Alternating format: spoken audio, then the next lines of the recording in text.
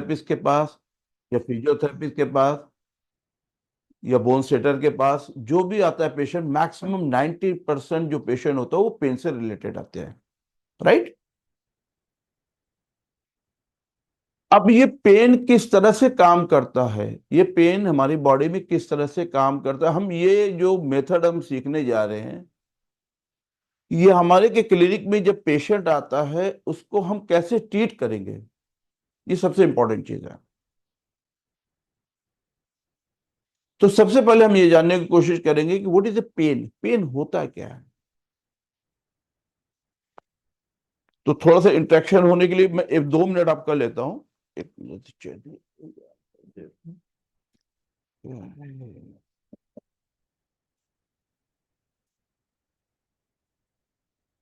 ये पेन एक ऐसी चीज है कि बॉडी के अंदर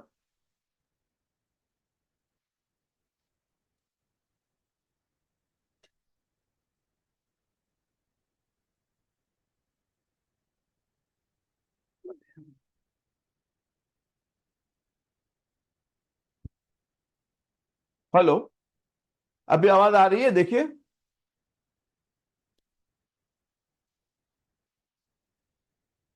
पूरा सिस्टम ही हिल गया। अभी आवाज आ रही है? अब बोलिए।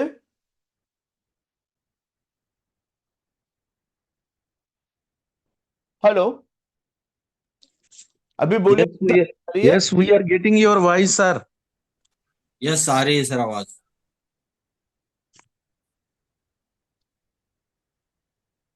इसका साउंड पे तो हम लोग ने ध्यान ही नहीं दिया ना, ऐसे ही सब गड़बड़ाता है मेरा काम। सब पूरी सेटिंग करके रखा हुआ, अभी पूरा गड़बड़ा गया।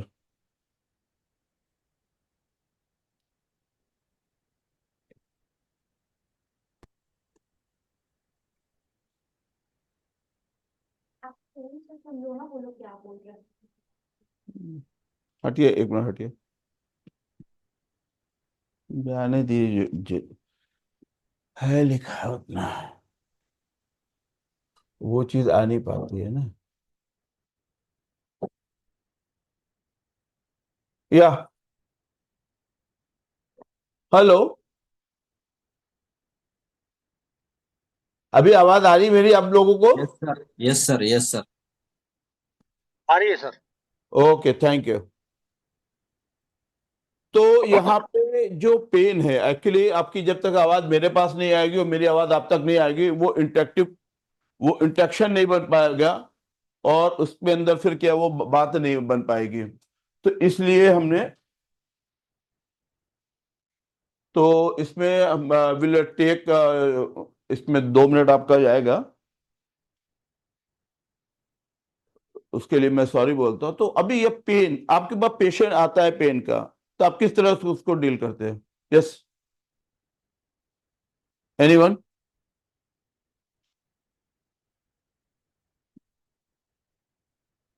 बोलिए।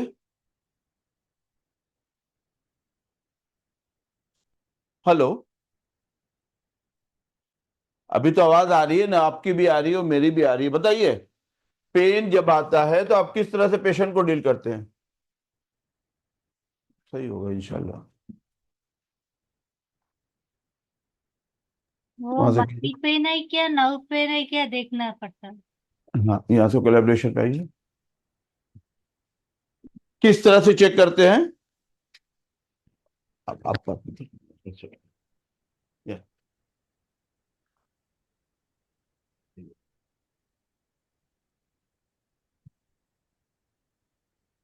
Okay. Hello everyone. Good afternoon. Very good afternoon ma'am. आप कैसे हैं? एकदम ठीक। आप कैसे हैं? आपकी दुआ से जी रहे। अरे वाह, वेरी नाइस। अच्छा, थैंक यू मैम। सो आज हम डिस्कस करेंगे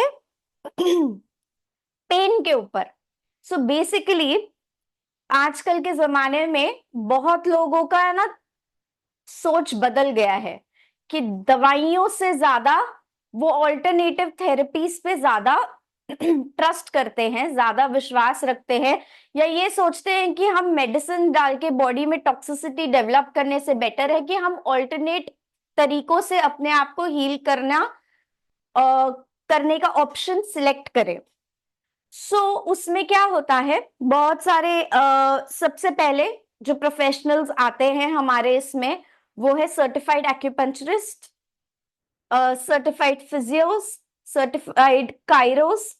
सो ये सारे लोग होते हैं जो ऑल्टरनेटिव मेडिसिन यूज करते हैं। So when we talk about pain, आपको क्या लगता है कौन से टाइप के पेन होते हैं?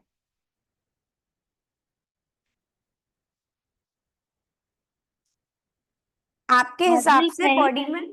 हाँ जी। मसल पेन, नर्व पेन, यानी एक्सीडेंट के वजह से पेन। ओके, नहीं बस टाइप ऑफ पेन, जैसे नर्व पेन हो गया, मसल पेन हो गया, और Bone related. Bone. Chronic and acute pain. bone pain, okay, bone pen, और कभी कभी इमोशनल भी हो सकता है। वेरी नाइस, इमोशनल पेन, और एक और बाकी है। Chronic and acute pain. हाँ जी। Chronic pain and acute pain. unconditional, pain, unconditional, suddenly कभी भी आता है पेन।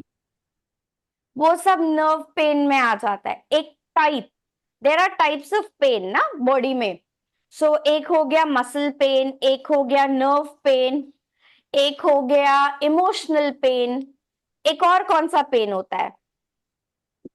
Inflammation. तो inflammation, inflammation is a sign of pain. Bone related. No, किसी ने ये वर्ड सुना है साइकोसोमैटिक पेन? हाँ, सो साइकोसोमैटिक पेन क्या होता है? बेसिकली वो ऐसा टाइप का पेन होता है जो मुझे पता है कि मुझे लगी है, तो वो लगी है करके वो दुखेगा, वो मैं ऑलरेडी अपने दिमाग में ये सोच के चल रही हूं, तो वो नहीं होने वाला पेन भी जो फील होता है, that is known as psychosomatic pain और साइकोलॉजिकल पेन। ओके, कुछ पेन होते हैं जो हमारे इमोशंस के वजह से आते हैं, जो जब हम बहुत ज्यादा रिस्पॉन्सिबल फील करते हैं, बहुत ज्यादा स्ट्रेस में रहते हैं। वो कहावत आपने सुनी होगी ना, कंधों पर भार है। So you feel heavy in your shoulders when you feel responsible or you have a responsibility to do. जब आपके पास किसी किस्म की रिस्पॉन्सिबिलिटी आ जाती है तो यूजुअली वो इमोशंस हमारे शोल्डर में अटक जाते हैं, जिस वजह से शोल्डर भारी हो जाता है। तो कहीं ना कहीं वो कहावत सही भी है और वो हमारे इमोशनल पेन से जुड़ी हुई भी है। ओके, सो इसके पहले कितने लोगों ने हमारा पेन मैनेजमेंट का सेशन अटेंड किया है, वर्कशॉप अटेंड किया है?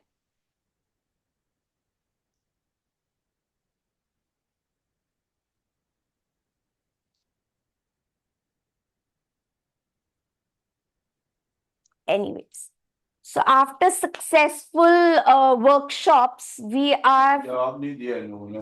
ठीक है। इतने नहीं पूछे ना कौन किन किन लोगों ने अटेंड किया।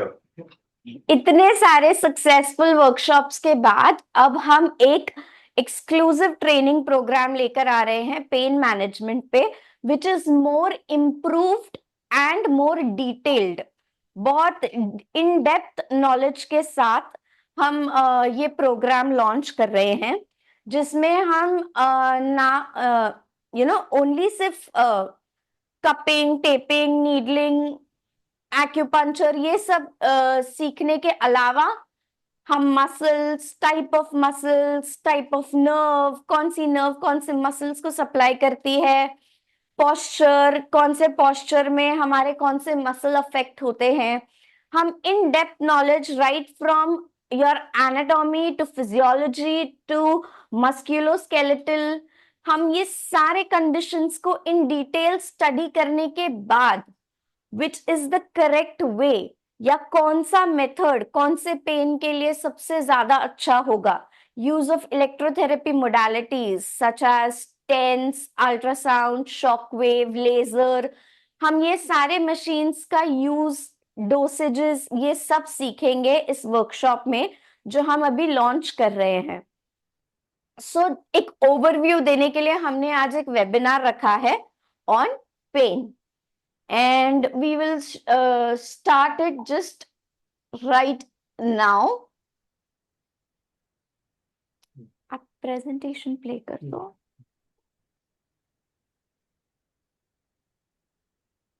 So, any questions, anyone? क्या एक्सपेक्टेशंस है आपके इस वेबिनार से?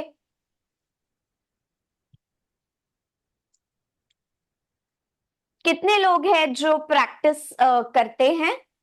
मैडम मेरे को एक क्वेश्चन है जी पूछिए. कि जो हम कोर्स अभी आपके साथ करेंगे आगे फ्यूचर में, क्या ये हाँ. महाराष्ट्र गवर्नमेंट से रिकॉग्नाइज्ड है, यूजीसी अप्रूव्ड है, आयुष के अंडर में आता है, या रजिस्ट्रेशन इसका मिलेगा क्या? सो ये एक एक्रीडेटेड कोर्स होगा. Eight the end of the session sir आपको उसके एक्रेडिटेशन और सर्टिफिकेशन के इवैल्यूएशन के डिटेल्स देंगे. So before any delay let's start. अगर आप पहले बता देते तो ज्यादा बेटर होता madam. Yeah. My request. Yeah. What's your good name? Hello, हाँ, what's your good name? My name is Mohammad Babar Shah. या बाबा जी, ऐसा है कि पहली बात आपको ये बता दें, आपने देखो कि master class of the pain management, class का मतलब होता है क्लास लेना, ये ट्रेनिंग एक अलग चीज होती है. अभी महाराष्ट्र के अंदर ये 17 डिप्लोमा कॉलेज खुल गया है, राइट. वहां पे जो होगा वो दो साल का डिप्लोमा कोर्स होगा. उसके बाद आप एग्जाम देंगे, एग्जाम देने के बाद जब पास करेंगे तो आपको रजिस्ट्रेशन नंबर मिलेगा. ठीक है. ओके. अभी ये जो है हम लोग जो कर रहे हैं वो क्लास कर रहे हैं. ट्रेनिंग के वर्ड अभी काउंसिल ने मना किया, हम ट्रेनिंग के लिए वी आर नॉट एलिजिबल. तो class enhanced for your knowledge. ठीक है. दूसरा जो सबसे बड़ी चीज है कि नेशनल लेवल पे अभी एक्यूपंक्चर रिकॉग्नाइज हो गया और इसका सेपरेट काउंसिल बनने जा रही है नेशनल लेवल पे.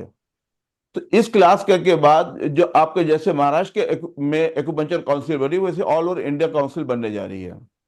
तो उसके अंदर आपको एक गोल्डन चांस ये मिलेगा कि जिस तरह एग्जिस्टिंग एक्यूपंक्चरिस्ट के लिए ऑनलाइन एग्जाम हुआ था और जिन लोगों ने क्वालिफाई किया उनको रजिस्ट्रेशन मिल गया था, उसी तरह नेशनल लेवल पे भी ये होने जा रहा बहुत जल्दी. तो ये आपका एक जो सबसे बड़ा बेनिफिट आपको ये मिलेगा जो महाराष्ट्र में अभी फिलहाल है कि और ऑल ओवर इंडिया ये दो अलग अलग स्टेट है, मतलब दो बातें, एक महाराष्ट्र हो गया और एक हो गया आपका ऑल ओवर इंडिया. तो अगर महाराष्ट्र के बाहर कोई है तो अभी ये आप वहां पे प्रैक्टिस कर सकते हैं ऑफ दिस ट्रेनिंग. ठीक है. महाराष्ट्र के में अभी आपका जो लीगल है रजिस्टर प्रैक्टिशनर नहीं बन सकते, वो तब बनेंगे जब तक से आप काउंसिल से रजिस्ट्रेशन नहीं करा पाएंगे. अभी काउंसिल बनने में टाइम नहीं, महाराष्ट्र में काउंसिल बन गए. इंडिया लेवल में अभी टाइम लगेगा, हो सकता है 2-4-6 महीने न जाए. महाराष्ट्र के अंदर 2015 से स्टार्ट हुआ था, जाके 2020 में 5 साल के अंदर हुआ था. तो ये आपके लिए बेटर ऑप्शन ये है कि ये ट्रेनिंग के बाद ये जो क्लासेस के बाद आपके अंदर एक तो ये है कि जो डॉक्टर्स हैं, इसमें दो तरह के हैं. जो डॉक्टर हैं एमबीबीएस, बीओएमएस, बीएमएस, बीएचएमएस और फिजियोथेरेपिस्ट, अगर ये लोग हैं, ये क्लास करने के बाद आपका एग्जाम देके महाराष्ट्र एक्यूपंक्चर काउंसिल में रजिस्ट्रेशन कराने की जिम्मेदारी वो मेरी है, सिर्फ डॉक्टर्स की. क्लियर. के लिए जो डिप्लोमा होल्डर्स है, जो नेचुरोपैथी किया हुआ है, डॉक्टर्स जो 2000 डिग्री होल्डर, एमबीबीएस यानी इसको आप लोग नोट भी कर सकते हैं, एलोपैथ, होम्योपैथ, आयुर्वेद, यूनानी और फिजियोथेरेपिस्ट, ये जितने भी हैं वो ऑल ओवर इंडिया से भी होंगे. ये ट्रेनिंग करने के बाद आपको महाराष्ट्र एक्यूपंक्चर काउंसिल में आपका एग्जाम देकर आपको रजिस्टर्ड प्रैक्टिशनर बना सकते हैं, लेकिन वो सिर्फ ये 5 डॉक्टर्स के लिए है, डिप्लोमा होल्डर के लिए नहीं है, डिग्री होल्डर के लिए. दूसरी जो चीज है कि ये जो आपको अभी देख रहे हैं, ये आप जो सीख रहे हैं, ये आपका पेन मैनेजमेंट पे है. तो इसके अंदर अभी आपका जो नेशनल काउंसिल होगी उसमें आपको एक चांस, गोल्डन चांस ये मिलने जा रहा है कि आप एग्जिस्टिंग एक्यूपंक्चरिस्ट जैसे महाराष्ट्र के अंदर हुआ था, उसी तरह नेशनल लेवल पे एग्जिस्टिंग एक्यूपंक्चरिस्ट को ये चांस मिलेगा। तो आपके लिए गोल्डन चांस है। क्लियर? ठीक है। क्लास क्लास अभी जैसे आपने बताया यूजीसी अप्रूव वो चीजें होती है जब हम डिग्री पीजी डिप्लोमा और डिप्लोमा पीजी डिप्लोमा और डिग्री पे जब बात करते हैं तो उसके लिए यूजीसी अप्रूव होती है। अभी ये क्लासेस हो रही है, master classes on pain management, right? हाँ, तो यहाँ पे क्लासेस के लिए मुझे आई थिंक इसके लिए कोई परमिशन की जरूरत नहीं है, हम अपने आप में सफिशिएंट है कि मैं क्लास कंडक्ट करा सकता हूं। क्लियर? वो तो ठीक है सर, बट मेरा सवाल ये था कि हाँ जैसे कि अभी तो क्लास ले रहे हैं हम लोग, तो एक नॉमिनल एक लेक्चर चल रहा है जी। तो हम कर रहे हैं। अगर हमको इसमें करियर बनाना है, फ्यूचर बनाना है, तो हाँ उसके तो लिए तो आप हाँ आपको फ्यूचर बनाना तो जहां पे महाराष्ट्र के अंदर जहां पे कॉलेज खुले वहां पे 2 साल का आपको डिप्लोमा कोर्स कीजिए, फ्यूचर बनाइए ना, किसने मना किया? आपके थ्रू हो सकता है क्या सर? अभी अभी अभी मैंने कॉलेज के लिए अप्लाई नहीं किया है। अभी 17 कॉलेज ऑलरेडी खुल चुके हैं, वहां पे एडमिशन वगैरह प्रोसेस स्टार्ट हो चुका है। अभी हमारा जो नेक्स्ट सेशन में हम कॉलेज डालेंगे हैं। तो अभी वो जो चीजें हैं जो बिल्कुल फैक्ट है, जैसे कि आपको इस लाइन में फ्यूचर बनाना है तो आपको महाराष्ट्र के अंदर किसी भी कॉलेज में एडमिशन जो आपके नियर बाई वहां पे आप पता कीजिए। नहीं समझ में आता तो महाराष्ट्र एक्यूपंक्चर काउंसिल में आप कांटेक्ट कीजिए, नियर बाई में जो भी कॉलेज होंगे वहां पे जाके आप एडमिशन लीजिए। आप 2 साल का डिप्लोमा कीजिए, फिर डिप्लोमा करने के बाद आप एग्जाम देंगे, एग्जाम देने के बाद क्वालिफाई करेंगे एग्जाम, तब उसके बाद आपको रजिस्ट्रेशन मिलेगा। आपने 2 साल का डिप्लोमा किया, फेल हो गए, फिर आपको री एग्जाम देना होगा। जब तक आप एग्जाम पास नहीं करेंगे तब तक से आपको रजिस्ट्रेशन नहीं मिलेगा, 2 साल का डिप्लोमा करने के बाद भी। क्लियर? करेक्ट। ये जो क्लासेस है, अभी हम बात करते हैं मास्टर क्लास। मास्टर क्लास की जो सबसे बड़ी बेनिफिट है, इसके अंदर बहुत सारे ऐसे एक्यूपंक्चरिस्ट हैं जो ऑलरेडी जिन्होंने महाराष्ट्र एक्यूपंक्चर में एग्जाम पास तो कर लिया लेकिन उनको प्रैक्टिस करने नहीं आती है। Mister Azeem is there? Syed yes sir, Azeem? या सैयद मी अभी मिर्जा। हाँ, अभी यहाँ पे ये बहुत सारे ऐसे स्टूडेंट हैं जिन्होंने एग्जाम पास कर लिया लेकिन उनको प्रैक्टिस करने नहीं आती, तो उनके लिए ये बेनिफिशियल है। डॉक्टर्स हैं, डॉक्टर्स के लिए बेनिफिशियल, और जो नॉन मेडिकोज है उनके लिए ये बेनिफिशियल है कि ये क्लास करने के बाद आपको जो नॉलेज मिलेगा, जैसे एक्यूपंक्चर, मॉक्सीबस्चन, कपिंग, बोन सेटिंग और इलेक्ट्रोपैथी, ये 5 चीजें हम लोगों ने कंबाइन किया है। ये ऐसी चीज है कि इससे आप पेशेंट को पेन से रिलेटेड, कोई भी पेशेंट है मस्कुलोस्केलेटल पेशेंट, स्केलेटन के जो पेन, उनको आप हैंडल कर सकते हैं।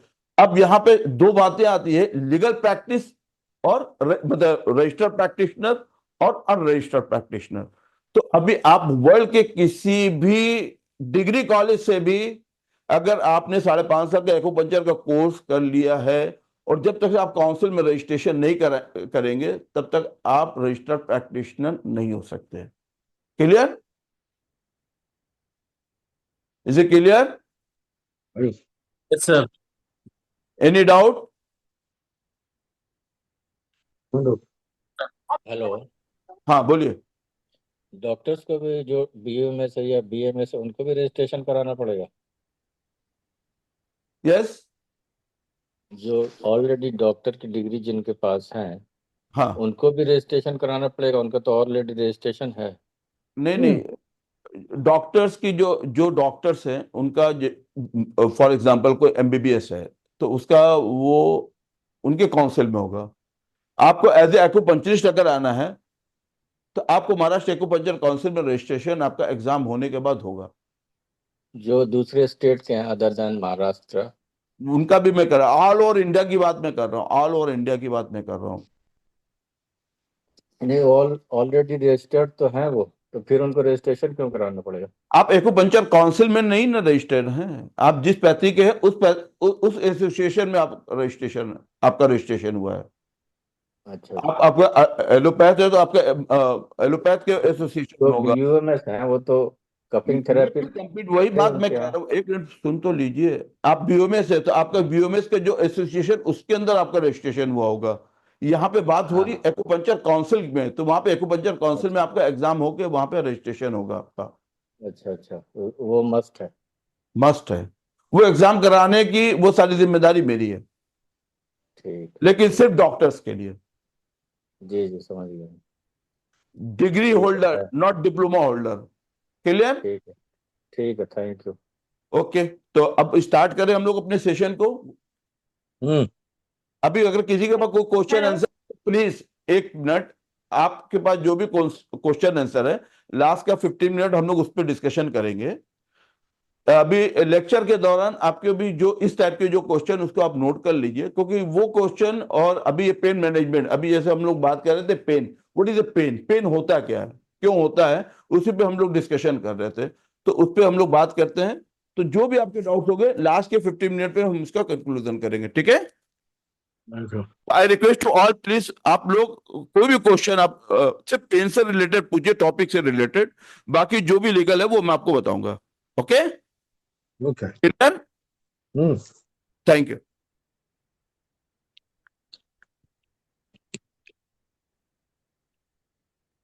Okay, so moving on.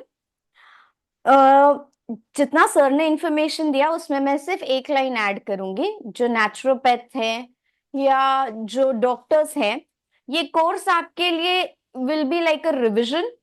Revision से ज्यादा एक कंटिन्यूइंग प्रोफेशनल डेवलपमेंट। सो आप एक अपना प्रोफेशनल डेवलपमेंट कंटिन्यू करना रहता है। For doctors and teachers, education is never ending. बहुत सारे न्यू चीजें आती हैं, बहुत रिसर्च होते हैं। सो बेसिकली हम ट्राई कर रहे हैं कि ये कोर्स हम डॉक्टर्स पे या दूसरे प्रैक्टिशनर्स के पास इसलिए पहुंचाए ताकि उनके नॉलेज में उनको रिवीजन भी हो, रिवीजन के साथ साथ वो न्यू टेक्निक्स भी सीखे ताकि वो अपने प्रैक्टिस में यूज कर सके। Okay, so moving on.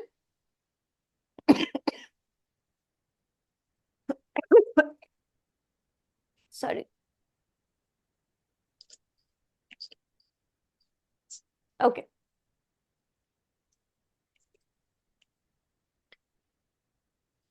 so as we were discussing, what is pain?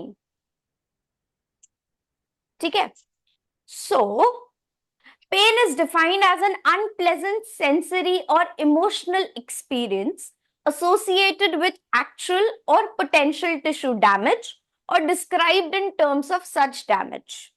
So pain क्या है? पेन एक अनप्लेजेंट एक्सपीरियंस है, एक सेंसेशन है जो बहुत खराब फीलिंग देता है, जो हमें इमोशनली तो परेशान करता ही है, साथ ही साथ हमारे टिश्यू को भी डैमेज करता है। तो ऐसे डैमेज को या ऐसे पोटेंशियल टिश्यू डैमेज को हम कहते हैं pain. Okay, pain is a symptom of being hurt और sick. It is a bad sensation that is physical and emotional. So pain हमेशा एक physical ailment नहीं होता, वो एक emotional ailment भी होता है। क्यों emotional ailment होता है? क्योंकि जब आपको दर्द होता है तब आपका ध्यान पूरा दर्द के तरफ जाता है, जिस वजह से क्या होता है, ना आप ठीक से खा पाते हैं, ना आप ठीक से काम कर पाते हैं, हमेशा डिस्ट्रैक्टेड रहते हैं, डिफोकस्ड रहते हैं, जिस वजह से चिड़चिड़ होती है, आसपास का तनाव बढ़ जाता है। So pain is not just physical. Physical pain तो भी एक इंसान सह लेता है, बट जब इमोशंस उसमें आते हैं, it becomes a disaster. So it is combination of physical and emotional well-being. Most pain starts when part of the body is hurt. Nerves in that part sends message to the brain. Those message tells the brain that the body is being damaged. Pain is not just a message the nerve sends to the brain. अब हमारे body में बहुत सारे nerves है। अगर मुझे किसी चीज पे रिएक्ट करना है या मुझे मेरा हाथ उठाना है, तो वो सिग्नल्स जाते हैं हमारे बॉडी के नर्व से। सो बेसिकली जब हम किसी गरम तवे पे हाथ रखते हैं तो वो जो रिएक्शन होता है ना, हाथ तुरंत पीछे लेने का, that reaction is done by the nerves. Nerves एक सिग्नल सेंड करती है ब्रेन को, दैट इज सो फास्ट कि हम हमारा हाथ with in seconds, with in fraction of seconds वापस ले लेते हैं। सिमिलरली जब हमें कोई एक्सटर्नल फोर्स के वजह से या एक्सटर्नल ऑब्जेक्ट के वजह से हर्ट होता है, कहीं कभी ब्रूजिंग होती है या ब्लीडिंग होती है, तो नर्व इंपल्सेस सेंड करते हैं ब्रेन को कि इस जगह पे बहुत ज्यादा ब्लीडिंग हो रही है या बहुत जोर से मार लगी है जिस वजह से अंदर ब्लीडिंग हो रही है, ब्रूजिंग होती है ना, ब्लू ब्लैक कलर चेंज हो जाता है, बेसिकली दैट इज कैपिलरी, इंटरकैपिलरी जो हमारे फट जाते हैं तो इंटरनल ब्लीडिंग होती है। कभी कभी जब कट होता है तो एक्सटर्नल ब्लीडिंग होती है। सो ये सारे इंपल्सेस हमारे नर्व्स ब्रेन को सेंड करते हैं जिस वजह से ब्रेन दूसरे हॉर्मोन्स को सेंड करते हैं, प्लेटलेट्स को सेंड करते हैं in order to reduce the pain और help that area to get healed. Okay, now is it the bad emotion felt because of that damage? The message that the nerve sends to the brain is called nociception. What is experienced because of the nociception is pain, जो मैंने अभी आपको explain किया। Okay, सो सबको पता है ये क्या है? Any idea what is this used for? Physios use this for most of your cases. I am a physiotherapist. जो लोग मुझे नहीं जानते हैं, मेरा नाम है doctor Neha Mishra. I am a sports physiotherapist. I am from Mumbai. I practice here itself. ये इस डायग्राम को क्या कहते हैं? Anybody who is working in this profession or as a doctor would know this. Severity of tenderness. हाँ, Severity of tenderness. इसको बोलते क्या है? Pain intensity diagram. No, pain score, लिखा हुआ है एनपीआरएस स्केल बोलते हैं ma'am. Exactly, pain score, this is pain numeric scale. Numeric pain scale कहा जाता है जिसमें 0 to 10 तक नंबर्स लिखे जाते हैं। ये फेस तो हमने आगे एड ऑन किया है in order to make the patient understand. बहुत सारे लोग होते हैं जो अनएडुकेटेड होते हैं, तो जिनको नंबर भी नहीं आते, तो उनको हम कहते हैं कि इस स्माइली के हिसाब से आप बताइए आपका पेन कैसा है। पेन अगर ये है, which means it is unimaginable, you cannot just take it. अगर पेन आपका बीच में आता है, जो येलो डायग्राम था, तो इट इज लाइक मॉडरेट, ज्यादा भी नहीं है कम भी नहीं है, बट है। And when the pain is like green, which means zero pain. अब जब हम पेशेंट हमारे पास आता है तब हम पेशेंट को पूछते हैं कि आपको 1 to 10 में से आपके पेन को ये देना है, रेटिंग देनी है। 10 इज अनइमेजिनेबल पेन, जो आप सह ही नहीं सकते, टॉलरेट ही नहीं कर सकते, एंड 0 इज नो पेन। तो पेशेंट बोलता है मेरा पेन अराउंड 7 है। ठीक है, तो उसने अपने पेन को मार्क्स क्या दिया? 7 out of 10। लिख नहीं पा रही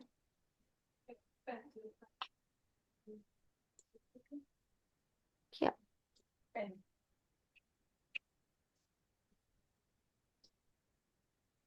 ओके, पेशेंट ने बोला मेरा पेन है 7 out of 10 at the beginning of the session. अब मैंने पेशेंट को ट्रीटमेंट दिया। ट्रीटमेंट होने के बाद मैं पेशेंट को वापस पूछूंगी अब आपका पेन क्या है। अब वो बोलेगा इट इज 5 out of 10। ठीक है, 5 out of 10 है, which means we had a improvement of 2। अब आफ्टर 1 week मैं पेशेंट को पूछूंगी you came with a pain of 7, you improved till 5, now it is 1 week, we are doing training, we are exercising, we are giving you machines, we are doing everything. How is your pain now? Rate your pain. The patient will say my pain is 2. So from 7 it went to 2. Okay, which means there is a significant improvement in the pain. So this scale helps us to allow, या ये हमें help करता है हमारा progress या patient का progress देखने के लिए. कोई ना कोई ये होता ना, अरे पेन है, कम हुआ ये कैसे पता चलेगा? पेशेंट के बोलने से. पेशेंट बोलेगा हाँ हाँ ठीक है ठीक है ठीक है. कोई एक ऑब्जेक्ट होना चाहिए ना, एक हमारे पास ऑब्जेक्टिफिकेशन, ऑब्जेक्टिफाई करने के लिए एक मटेरियल होना चाहिए, एक टूल होना चाहिए. सो दैट इज एनपीआरएस, जिससे हमें सिग्निफिकेंट डिफरेंस हो रहा है नहीं हो रहा है, पेशेंट का प्रोग्रेस क्या है वो पता चलता है. और इसी के बदौलत हम हमारा ट्रीटमेंट प्रोटोकॉल चेंज करते हैं, एडजस्ट करते हैं, इंप्रूव करते हैं. जब पेशेंट बोलेगा 5 सेशन में भी उसका पेन 7 है, वो 7 से नीचे जा ही नहीं रहा, 7 के बाद 6 पे आके अटक गया है, तब it will be a concerning thing for the doctor कि यार ये पेन तो इसका इधर ही है, ये कम तो हो ही नहीं रहा. So in order to shift from this to this, you have to adjust, amplify the type of treatment that you are giving to the patient. So इन सब चीजों के लिए हमारा NPRS यूज होता है.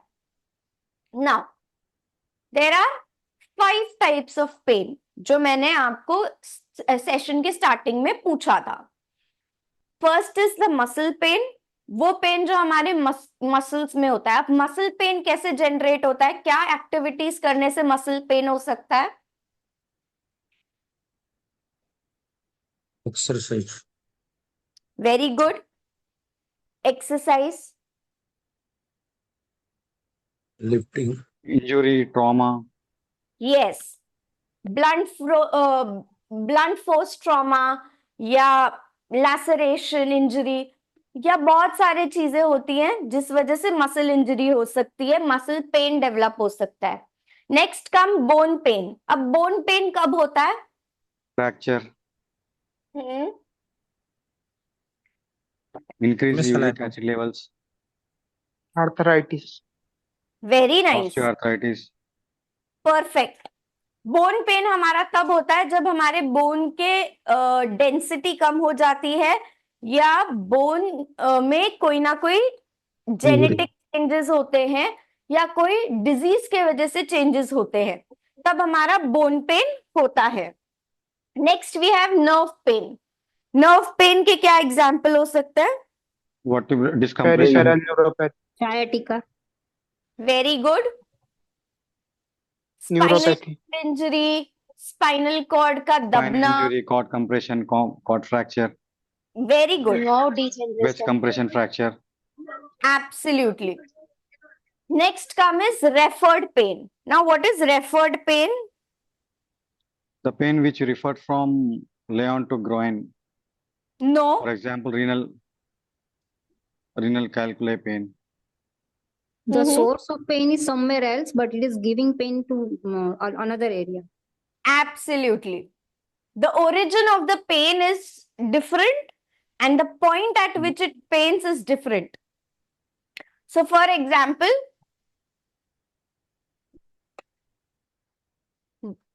अगर आपका ये स्पाइनल कॉर्ड है, ठीक है, आपका ये है L4 L5, यहां कंप्रेशन है, ठीक है, but you are a very healthy individual, आपके पैरास्पाइनल मसल्स बहुत स्ट्रॉन्ग है, बट इस कंप्रेशन के वजह से आपके लोअर लिम्ब में, ग्लूटल एरिया में, हैम्स में पेन हो रहा है. ठीक है, बहुत सारी मेडिकल कंडीशंस भी होती है जहां हार्ट अटैक आ रहा है बट पेन लेफ्ट आर्म में हो रहा है ना. So this is referred pain.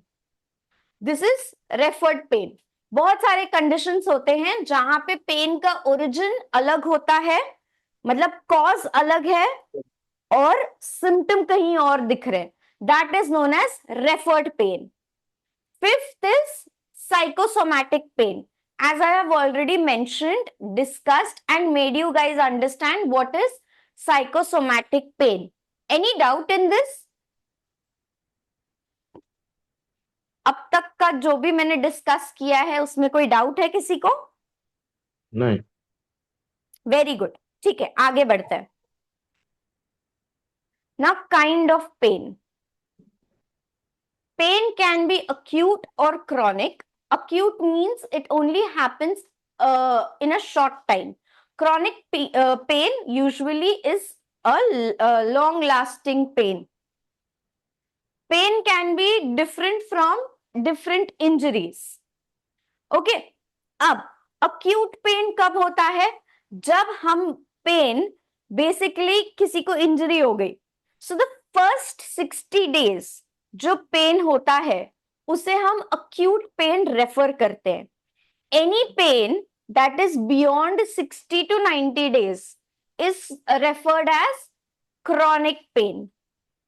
अब अक्यूट और क्रॉनिक जानने की क्या जरूरत है? Any idea? हम पेशेंट को बता सकते हैं कि इसके बेसिस पे हम उनको कितना acute और टाइम लग chronic सकता है. जानकर क्या इंपॉर्टेंट इंफॉर्मेशन पता कर सकते हैं? सामने वाला तो बोलेगा भाई दर्द है, अभी लगा हो या 10 साल पहले का हो, उससे क्या, पेन ठीक करो. पर as a physician, as a physio, as a doctor, as an acupuncturist, why is it important to understand whether the pain is acute or chronic? Ma'am तो हम बता पाएंगे कि इतने अगर एक्यूट है तो हम लोग रिजल्ट भी जल्दी ला पाएंगे पेशेंट का, और अगर बोलो क्रॉनिक बोलो. है तो नहीं नहीं। क्रॉनिक पेन है तो मतलब टाइम लगेगा उसको रिजल्ट लाने में. Can As a physician, everybody hear me?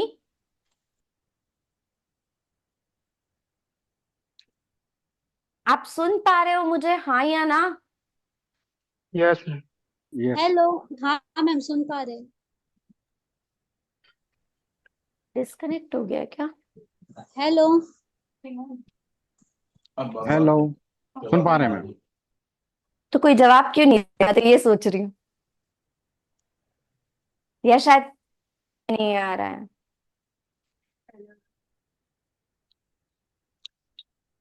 हाँ, मैम अगर एक्यूट पेन होता है ना तो हम रिजल्ट भी हमारा जल्दी आएगा, और क्रॉनिक पेन होता है तो उसको ठीक होने में भी टाइम लगेगा. ऐसा नहीं है. अक्यूट इंजरी तो मेरी फ्रैक्चर भी हो गई, बट फ्रैक्चर जल्दी थोड़ी ठीक होता है.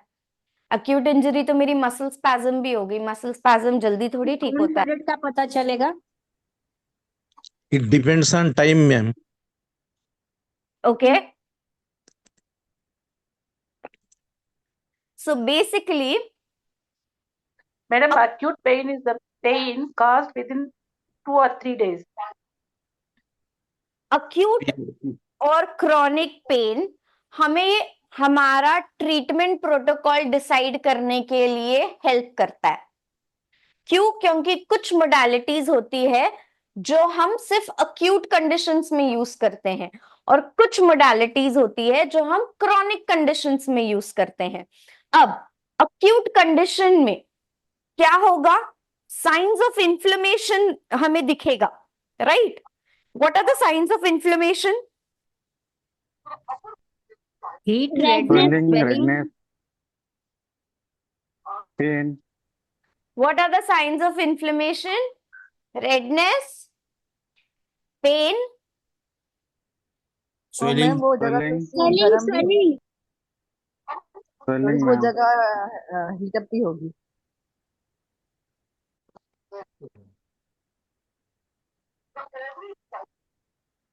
Localized increase of temperature.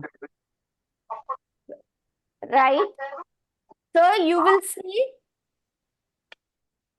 redness, pain,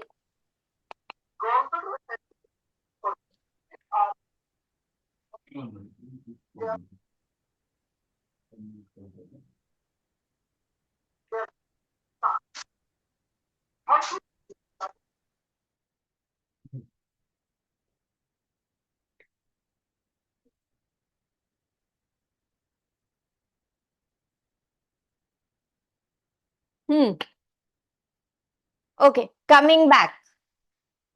Redness. Pain, increase temperature और Loss of movement.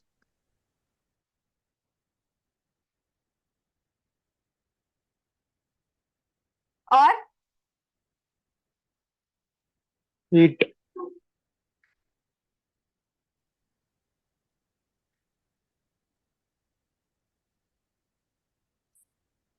पांच साइन होते हैं ना, burning, Heat. इंक्रीज टेम्परेचर हो गया ना हीट में,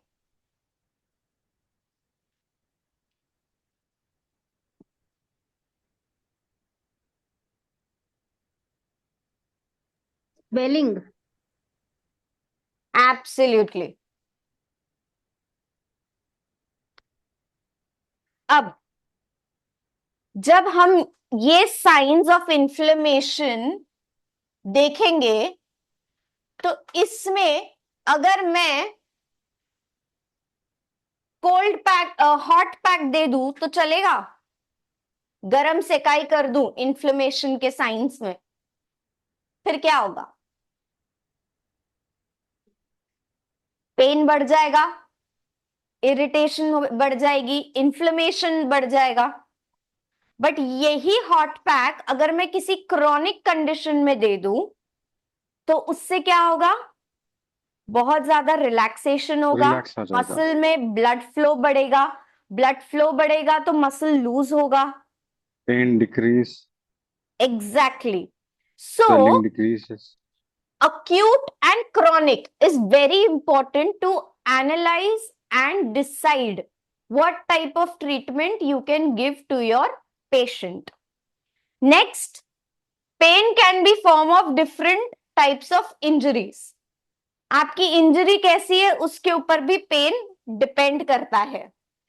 next, pain is from damage to the skin, जैसे लैसरेशन इंजरीज की बात की थी मैंने, तो ऐसे सारे इसमें अलग अलग टाइप ऑफ पेन हमें देखने मिलता है। Any doubt?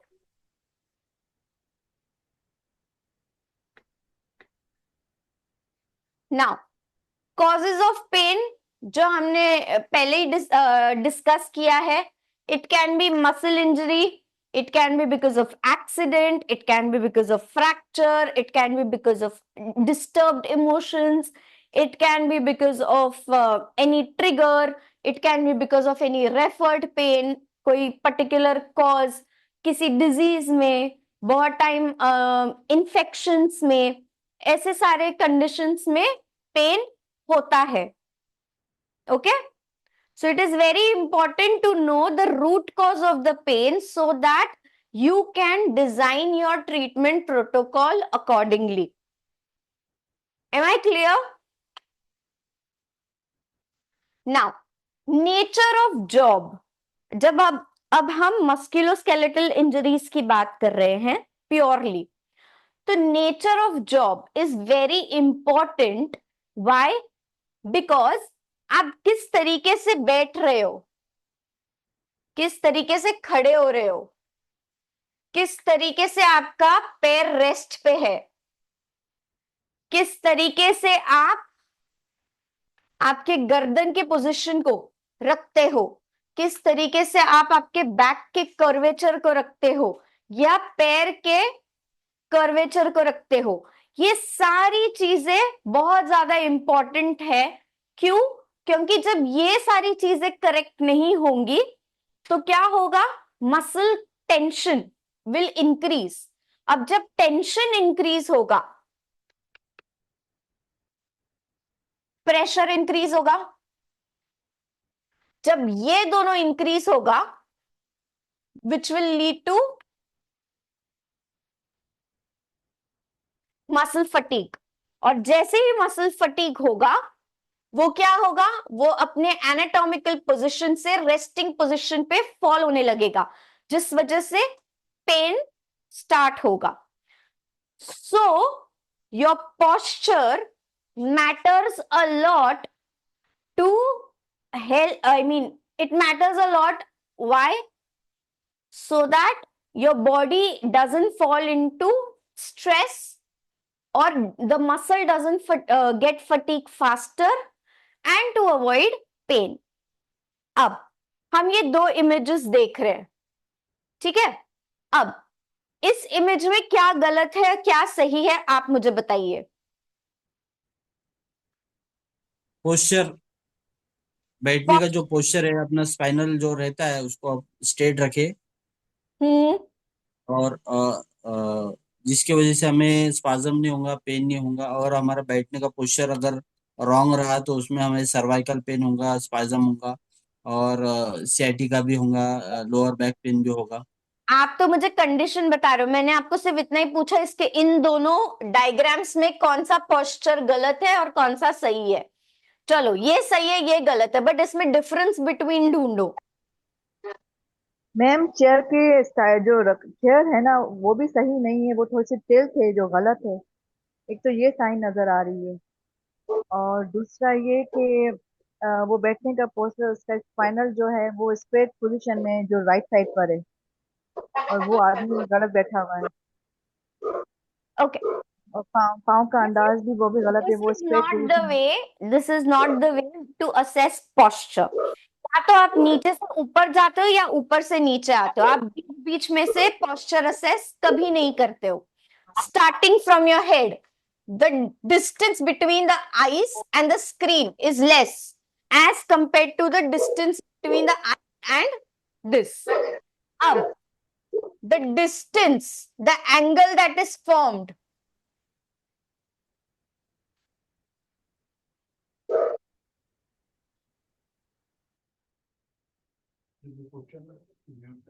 ठीक है? तो ये जो एंगल है it is not at the level of your eyes. इससे क्या होगा, आपका नेक प्रॉब्लम में आएगा, आपके आईज प्रॉब्लम में आएंगे, स्ट्रेन आंखों का बढ़ेगा, स्ट्रेन नेक का बढ़ेगा। Next, back rest is absolutely wrong. इस वजह से क्या हो रहा है, यहां का कर्वेचर बढ़ रहा है which is leading to forward head posture. उसके बाद coming to shoulder, shoulder straight नहीं है, शोल्डर क्या हो गए, राउंड हो गए, है ना? हम ऐसे चलते हैं, हमें ऐसा होना चाहिए, बट ये शोल्डर राउंड हो गया। क्यों? क्योंकि उसका ये आर्म रेस्ट नहीं कर रहा है टेबल पे, प्लस दूसरा आर्म और इसका जो लेंथ है, हाइट, वो मैच नहीं कर रही है। इस वजह से उसको हाथ बहुत टाइम नीचे लेके जाना पड़ रहा है, जबकि whenever you are sitting in a posture आपका हाथ नेचुरली 90 डिग्री टेबल पे पहुंचना चाहिए, ना आपको नीचे झुकना चाहिए ना आपको ऊपर रखना चाहिए हाथ। तो टेबल हाइट गलत है। Next comes the angle of the back, आपका लंबार का curvature plus the stability goes for a toss, जिससे क्या होगा, आपका पेल्विक टिल्टिंग होगा एंटीरियरली या पोस्टीरियरली, जिस वजह से क्या हो गए, आपके muscles, agonist and antagonist muscles जो होते हैं हमारे बॉडी में वो टाइट हो जाएंगे, और जो एक साइड का मसल टाइट हो जाएगा जिस वजह से आपका पोस्चर खराब हो जाएगा। Next, coming back, this has to be 90 degree, your leg has to fall 90 degree. यहां पे क्या हो रहा है, एंगल अलग हो गया है। अब इस एंगल में क्या होगा, knee pain, right? Knee pain होगा, थाई मसल्स टाइट होंगे, काफ मसल्स ओवर स्ट्रेच होंगे, एंटीरियर लेग मसल्स स्ट्रेन में रहेंगे for a longer period of time. तो ये सारी चीजें इस पोस्चर में गलत है। अब हम सही पोस्चर अगर देखें तो आई लेवल पे है, हैंड्स आर फॉलिंग 90 डिग्री, तो शोल्डर पे कोई स्ट्रेन नहीं है, the whole back is supported, the legs fall 90 degree, right? तो जब ये सारी चीजें हैं तो इससे क्या हो गया, मसल स्ट्रेन में नहीं है तो जल्दी फटीग नहीं होंगे। ये वाले इंसान को क्या होगा, वो शाम होने से पहले ही थक जाएगा, क्योंकि उसका मसल पूरा दिन इतने ज्यादा स्ट्रेस में बैठा था कि एक पॉइंट के बाद वो ले नहीं पाएगा, और उसका ओवरऑल बॉडी फटीग उसका मेंटल फटीग का रीजन बन जाएगा। Okay, so posture plays a very important role when we have to see the pain. Now, our correct head posture, if you see, is straight. But when we keep our neck, looking in the phone for too much time, बहुत ज्यादा time हमने phone में गुजार दिया या screen के सामने, उससे क्या हो गया, हमारा कर्वेचर इंक्रीज हो गया, which leads to forward head posture. Okay? Now, what are the common areas या common conditions? आप स्क्रीन पे जैसे देख सकते हैं, there are nerve pain, injury, ACJ injury, supraspinatus, tendinitis, heart attack, के mild shaft fracture, impingement syndrome, frozen shoulder, tears, rotator cuff tear. Back, usually muscle strain, spinal problem or medical condition like AS, like MS. So ये सारे conditions में हमारे muscles सबसे ज्यादा effect होते हैं, और जब हमारा posture poor होता है तो हमारे lungs पे इफेक्ट होता है, हमारे हार्ट पे इफेक्ट होता है, हमारे मसल्स पे तो इफेक्ट हो ही रहा है. It leads to a lot of trigger points, knot formation, postural deformities, impingement. तो ये बहुत सारे कंडीशंस होते हैं जो हमारे एक फॉल्टी पोस्चर के वजह से हो सकता है. Okay, now what are muscles? Muscles are soft tissues. Many stretchy fibers make up your muscle. You have more than 600 muscles in your body. Different type of muscles have different work या different functions. अब body में कितने type के muscles होते हैं? 3 types. और यहाँ पे ड्रॉ नहीं कर पा रही हूँ.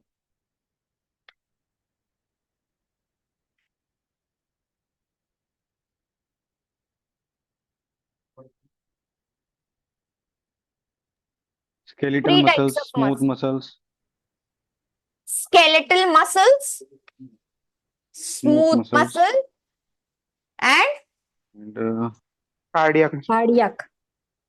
cardiac muscles are cardiac skeletal muscle. muscles. Right. Which muscle is voluntary and which muscle is involuntary? Skeletal is voluntary. muscle is involuntary.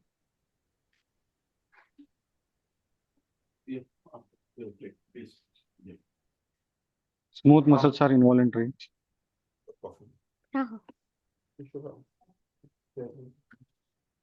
हाँ, मैम को थोड़ा 5 मिनट के लिए ब्रेक है. विश हैज अ फीवर, वो आपके लिए आए हैं.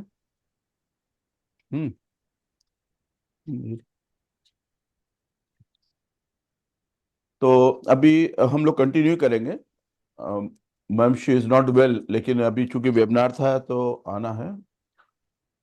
तो जो चीजें अभी आप लोग पढ़ रहे, समझ में आ रही है ये चीजें? जी अल्हम्दुलिल्लाह.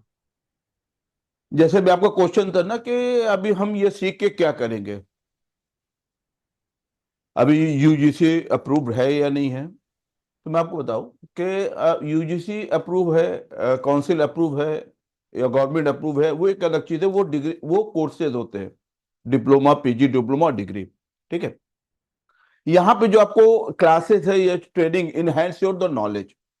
ऑलरेडी आप practitioner, for example you are BMS doctor, right, या कोई डॉक्टर है या नॉन मेडिकल है, आप बॉडी फिटनेस ट्रेनर है, या आप एक लेमैन है, आपको कुछ भी नहीं आता है.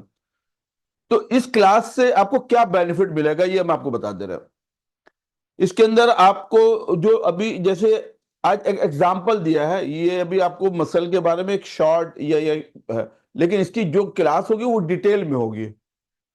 What is the muscle, type of muscle, ये मसल हमारी वीक कैसे होती है, इस मसल को हम कैसे स्ट्रांग करेंगे, बोन हमारी वीक कैसे होती है, बोन को कैसे स्ट्रांग करेंगे। बॉडी के अंदर अगर इन्फ्लेमेशन की प्रोसेस होती है तो क्यों होती है, बॉडी में इन्फ्लेमेशन की प्रोसेस होती है तो क्यों होती है। अब इसके अंदर जो एक्यूपंक्चर के अंदर ये बताया कि ची, ब्लड और बॉडी फ्लूइड, ये तीन हमारे बॉडी के अंदर होती है। जैसे कि मॉडर्न मेडिसिन कहता है लिक्विड, सॉलिड एंड गैस, तीन ही चीज होती है ना। Hello, yes sir. हेलो, अस्सलाम यस वालेकुम। सर, तीन ही चीज होती है, लिक्विड सॉलिड। गैस। आयुर्वेद उसे क्या कहता है, वात पित्त कफ। आयुर्वेद उसे क्या कहता है, इधर इसे वात, इधर ये पित्त और या कफ। तो इसी तरह से लिक्विड, सॉलिड और गैस, ये तीन चीजें होती हैं। ये जो तीन चीजें हैं ये हमारी बॉडी के अंदर अगर इम्बैलेंस होती है, एनर्जी की बैलेंस, ब्लड या फ्लूइड्स की, उससे डिजीज क्रिएट होती है। तो ब्यूटी ऑफ एक्यूपंक्चर, ये जो आपका ये पूरा जो कोर्स है वो बेस ऑफ एक्यूपंक्चर है। एक्यूपंक्चर की जो ब्यूटी है उसके अंदर सबसे बड़ी, सबसे जो इंपॉर्टेंट चीज है वो है डायग्नोसिस। तो यहां पे आपको दो डायग्नोसिस मिलेगा।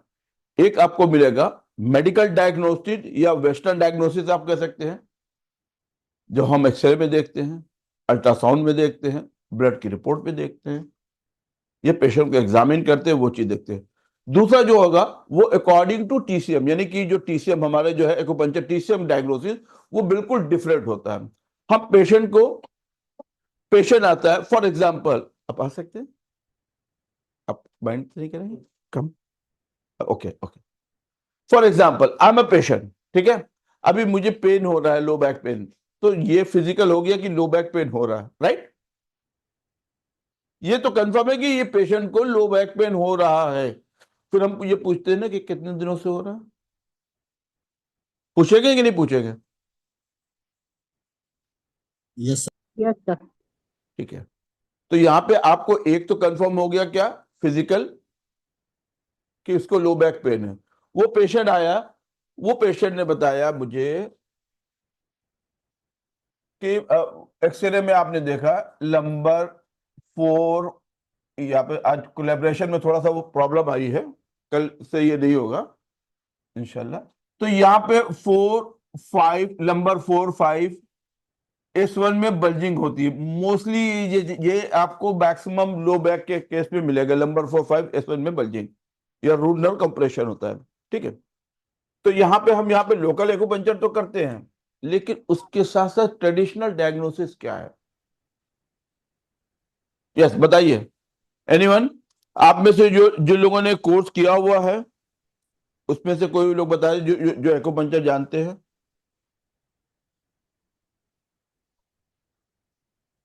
एनीवन?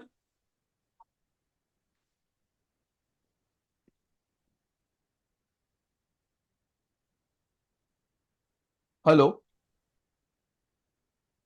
सर एक तो बैक के लिए हम किडनी को कंसीडर करते हैं। दूसरा? दूसरा हीट हो सकता है, या हीट कोई भी ऑर्गन की हीट। यस, और सर लेथार्जिक होना, थका थका अब फील करना। अब यहाँ पे मैं आपको बहुत सिंपल सी चीज बता दे, डायग्नोसिस अभी हम लोग जब कंटिन्यू क्लास करेंगे ना, आज आपका है 11 नवंबर, राइट। नवंबर, दिसंबर, जनवरी और फेब, ये 4 मंथ आपका है।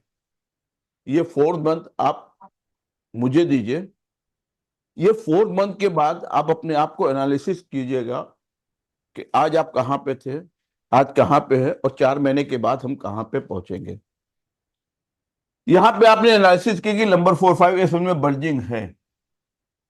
तो सबसे पहले हम अपने जैसे कहा किडनी, किडनी पे क्यों करेंगे, क्योंकि वहां पे बोन इन्वॉल्व है। बोन इन्वॉल्व है इसलिए हम किडनी पे करेंगे। बोन इन्वॉल्व है, LU7 लगा दीजिए, सिडेट।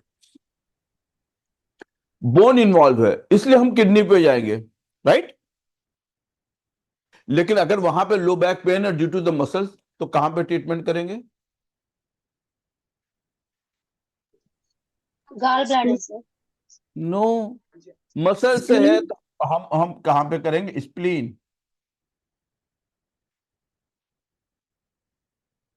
अब यहाँ पर ट्रेडिशनल और मेडिकल आपका दोनों डायग्नोसिस हो गया।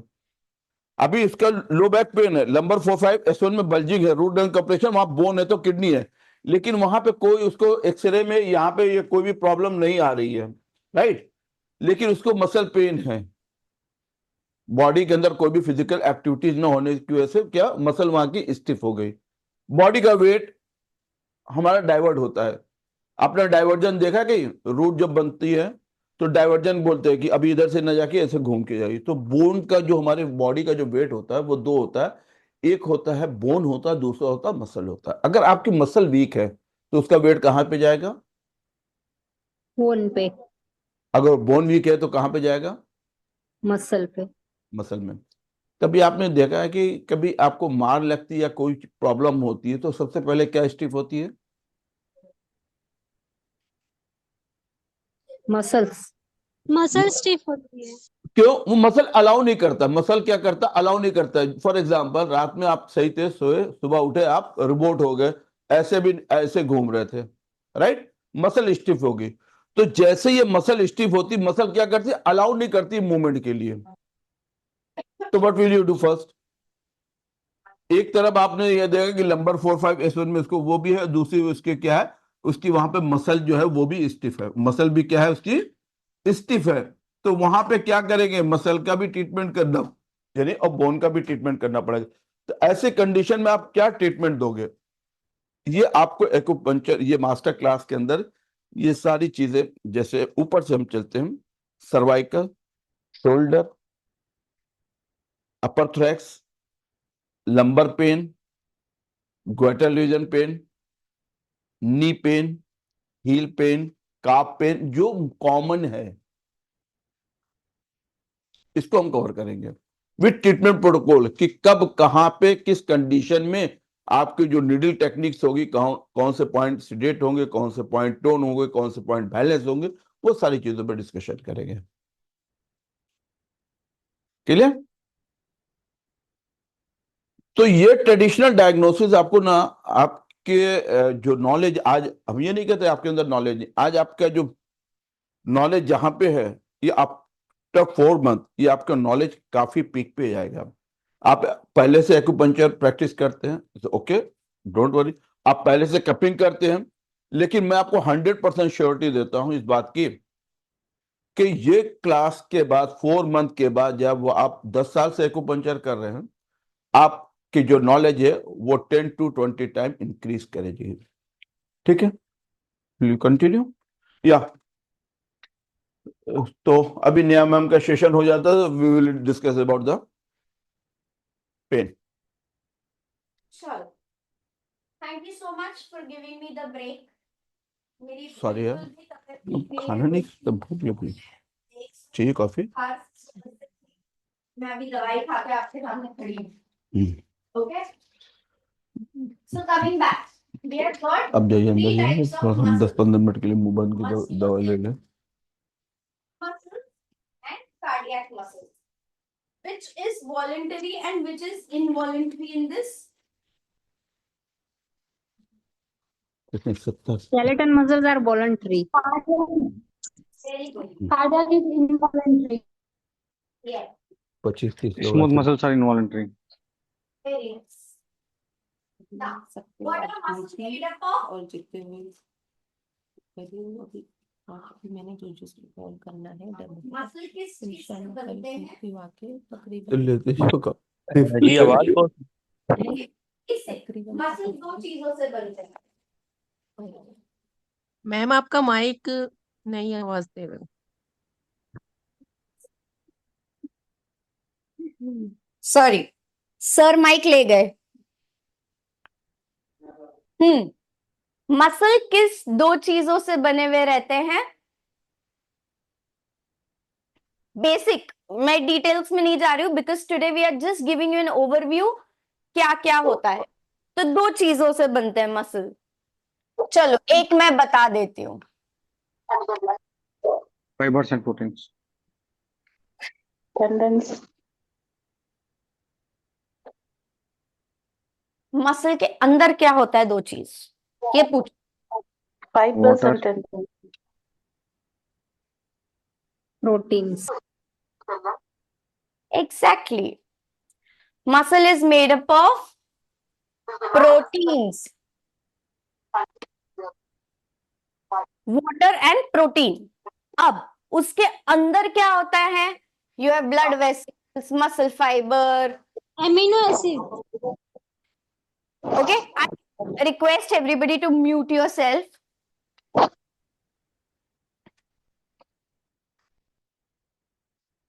Now, why do muscle grow weak? A reduction in endocrine function, physical activity, inadequate nutrition all play an important role in reduction of muscle mass with normal aging. So, एक cycle होता है basically. So, when you are born, you are a baby, तो हर चीज grow होती है life में. Then you become an adult. ठीक है? उसके बाद क्या होता है? It's a depletion phase where you again become weak. So this is your growing phase and this is your depreciating phase. This is the normal aging process. But इस बीच में क्या होता है? हमारा endocrine function यानी हमारे hormonal function, हमारी physical activity, inadequate nutrition, ये सारी चीजें जब इन्वॉल्व हो जाती हैं तो एज से पहले, नॉर्मल एजिंग से पहले हमारे मसल मास में डिफरेंस फील होना शुरू हो जाता है. बहुत टाइम ऐसा होता है जब कोई पेशेंट बेड रिडन है for a longer period of time, तो उसका मसल मास रिड्यूस हो गया. क्यों? क्योंकि मसल में कोई पंपिंग एक्शन नहीं हुआ है, ब्लड सप्लाई प्रॉपर नहीं है, न्यूट्रिएंट्स नहीं है, हाइड्रेशन नहीं है. सो ये सारी चीजें बहुत इंपॉर्टेंट होती है आपके muscle mass and muscle health को मेंटेन करने के लिए. Now how to build muscle? Weights, heavy weights, light weights, anything that will keep on contracting your muscle, which will then lead to increase blood supply. Okay, that leads to building of muscle mass. जो लोग gym में जाते हैं उनके डोले इतने बड़े हो जाते हैं, कैसा बम्प दिखता है ना उनके डोलों में, ऐसा. हमारे इसमें तो नहीं दिखता because we don't work out. So जितना आप पंपिंग एक्शन करोगे, जितना आप वेट्स लोगे, जितना आपका ब्लड सप्लाई बढ़ेगा, न्यूट्रिएंट्स बढ़ेगा, कॉन्ट्रैक्शन बढ़ेगा, उतना मसल मास इंप्रूव होगा. ना train a muscle to near failure most of the times. Don't always train to failure with very heavy weights. Supplement with keratin. Train the muscles even 3 times a week. Now, basic information. Overtraining के वजह से भी muscle injury हो सकती है. तो what is the correct way to exercise? So it is set standardized way that you are supposed to exercise 3 times a week. You should only lift 40 to 70% of your body weight in order to gain healthy muscle mass. Okay? And you should have correct supplements. Now,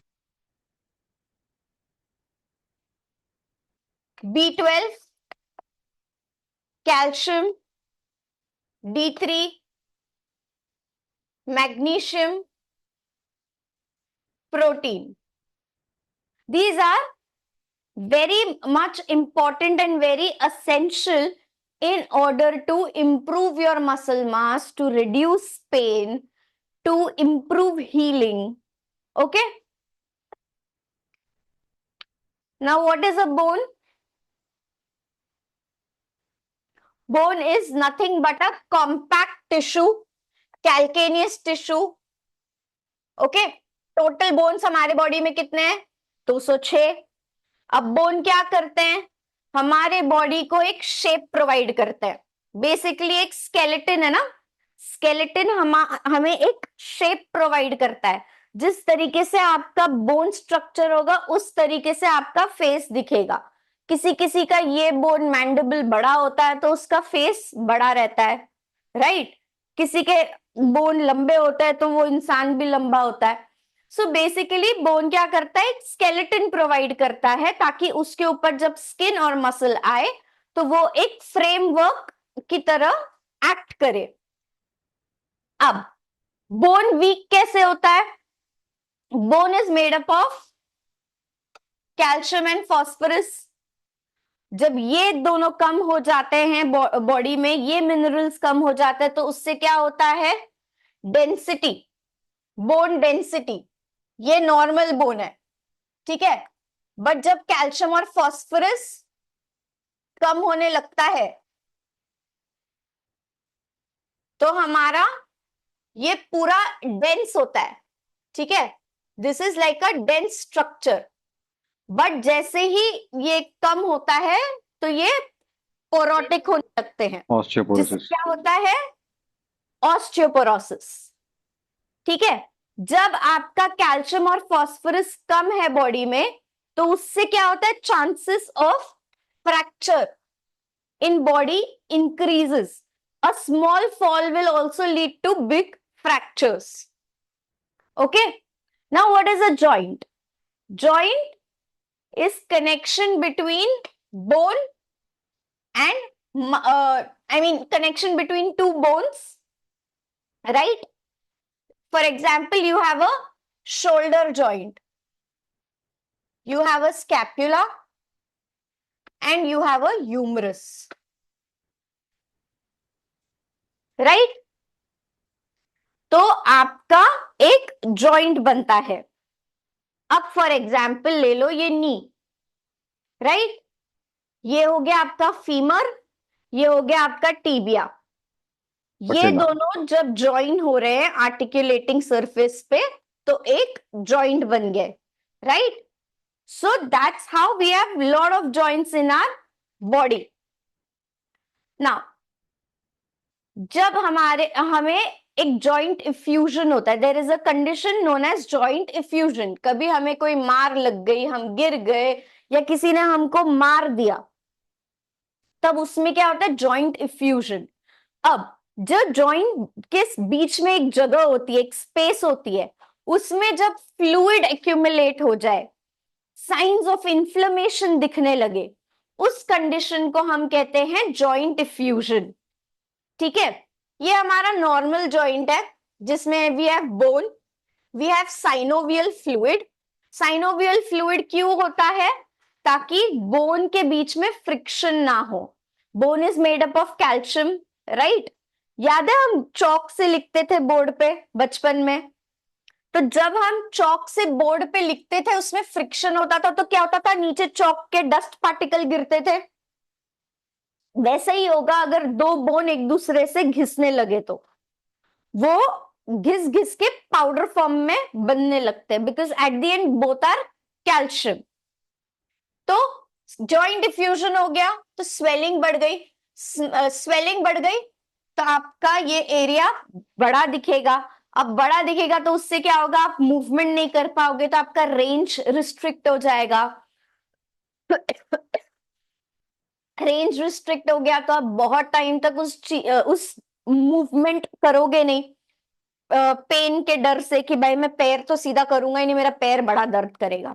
उससे क्या हो जाएगा, आपका stiffness आ जाएगा, redness and warmth बढ़ जाएगा, which is science of inflammation again. So all of these things happen when there is joint effusion. अब joint diffusion को ठीक कैसे करते हैं वो हम मास्टर क्लास में सीखेंगे, अभी नहीं बताऊंगी। चल, we talk about nerves. Nerves are what? They are cord-like bundle of fibers. They are surrounded by a myelin sheath, right? And they are all over our body. They start from our brain, they go up to your hand, they go up to your body, they go up to your lower limb. ऐसी कोई भी चीज नहीं है जो nerve supply नहीं करती। चलो एक फन फैक्ट क्वेश्चन पूछती हूँ, ऐसी बॉडी में कौन सी चीज है जिसको नर्व की जरूरत नहीं है?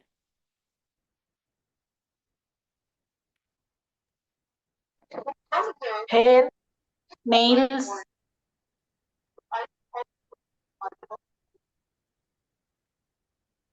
नेल्स भी आपके कहीं ना कहीं नर्व से कनेक्टेड है, बिकॉज नेल बेड आपके फिंगर के ऊपर है, फिंगर के नीचे आपका मीडियन नर्व है, अल्नार नर्व है। ऐसी कौन सी चीज है बॉडी में जिसको ब्लड सप्लाई की भी जरूरत नहीं है और नर्व सप्लाई की भी जरूरत नहीं है, बट उसका फंक्शन बहुत इंपॉर्टेंट होता है? Yes. अरे हेयर का फंक्शन है,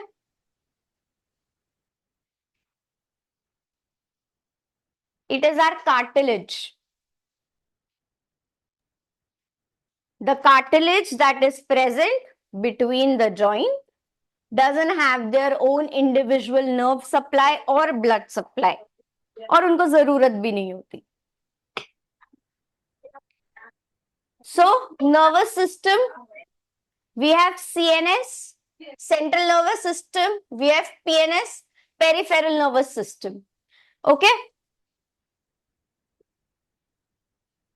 now CNS is connected from brain to spinal cord. This is peripheral nervous system carries signal between the CNS and the body. Okay, so basically हमारे जो reflexes होते हैं बॉडी में वो हमारा PNS करता है, हमारा CNS क्या करता है? बाकी सारी ऑर्गन्स को, ऑर्गन की मूवमेंट्स को, उन सारी चीजों को फंक्शन करता है. So these are the different points where your nerve supply happens. Now I will hand over. So this was an overall basic introduction of what is pain, what type of things you are going to study. ये बहुत overview, ऊपर ऊपर से सिर्फ topic पढ़ना, जैसे हम index में टॉपिक पढ़ते हैं वैसे हमने आज देखा है, बट ये सारे टॉपिक्स का in detail study for each topic we are going to give 2 hours to 2 sessions sometimes if the topics are too big and vast. तो ये सारी चीजें हम बहुत डिटेल में पढ़ेंगे. बहुत टाइम ऐसा होता है कि हमारे पास टाइम नहीं होता हम बुक्स में जाके रेफर करें या पढ़ें. कभी कभी हमें रिविजन की बहुत ज्यादा जरूरत होती है. So this class will not only make you learn something but also give you a real insight of things which will help you to understand, and आप आपका प्रैक्टिस एक अलग तरीके से करोगे. क्यों? क्योंकि आप लॉजिकल थिंकिंग में ज्यादा जाओगे when you study all of these things in detail. Okay, so I hope to see you all in the master class. All the very best and thank you for listening to me. Okay, bye bye. Thank you, ma'am. Thank you so much.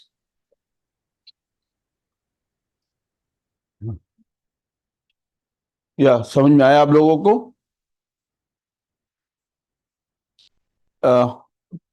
Please 1 minute के लिए मैं जैसे mute कर दिया तो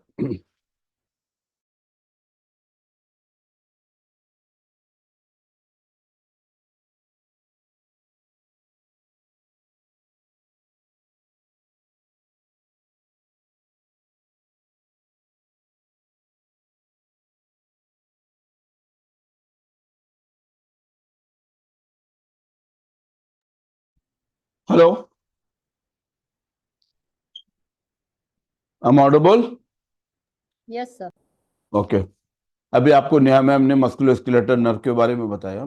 तो अब आते हैं हम लोग मेन टॉपिक के, why we study acupuncture. Acupuncture के अंदर ऐसा क्या है जो दूसरे पैथियों में नहीं है?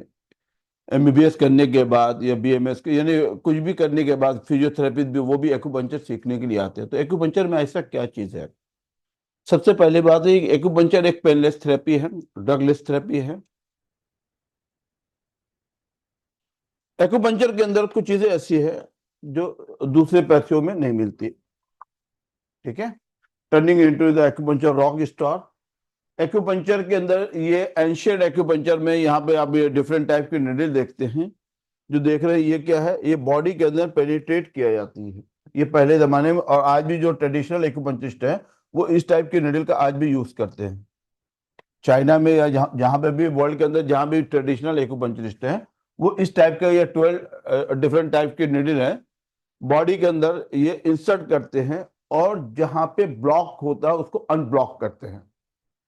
नाउ इट इज, अभी ये फिलिप फॉर्म में, यहाँ पे जो निडल है वो क्या है, फिलिप फॉर्म में आता है। बहुत ही थिन होती है, शार्प होती है, और बॉडी के अंदर जब इसको इंसर्ट करते हैं तो पता भी नहीं चलता कि कब पेशेंट की बॉडी में निडल इंसर्ट हुई, और हम इसको ची को अनब्लॉक करते हैं। सी, ये निडल हुई, इसको होल्ड करते हैं और ये बॉडी के अंदर इंसर्ट करते हैं। इंसर्ट करने के बाद इसमें ची को अराइव किया जाता है।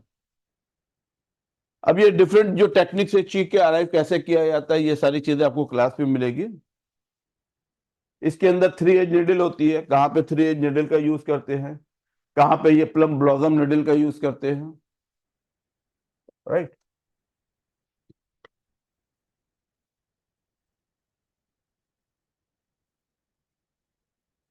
उसके बाद निडल को लगाने के बाद यहाँ पे ये आप ये जो डिवाइस देख रहे हैं, इलेक्ट्रिक स्टिमुलेशन, ये डिवाइस को क्रोकोडाइल पिन के साथ या निडल को इसमें अटैच करते हैं और इसके अंदर डिफरेंट फ्रिक्वेंसी इसको देते हैं।